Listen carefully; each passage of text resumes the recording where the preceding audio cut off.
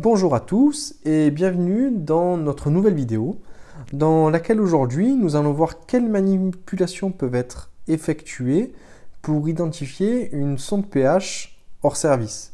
Donc cette vidéo va concerner différents appareils, Phileo, Phileo LT, Phoenix, qui ont parfois des interfaces différentes.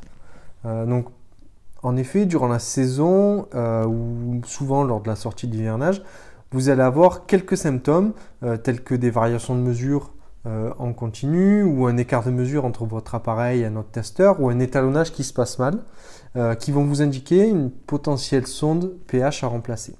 Seulement, le souci peut être autre que la sonde pH. Ça peut venir du coffret, ça peut venir d'autres éléments. Donc nous, premièrement, on va lancer un étalonnage avec une sonde qui est hors service pour notre première manipulation, notre premier diagnostic.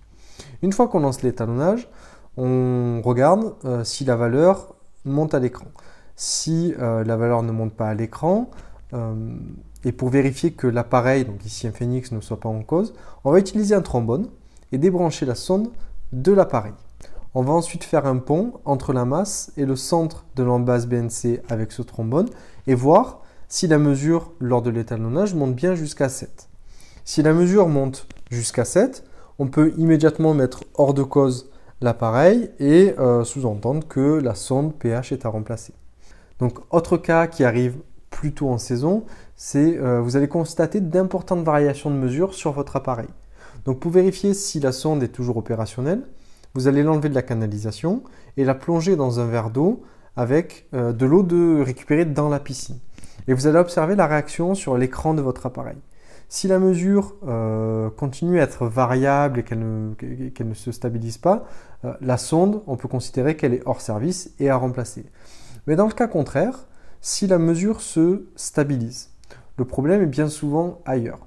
Il peut très souvent indiquer la présence de courants parasites dans les canalisations qui vont perturber en fait les sondes de mesure.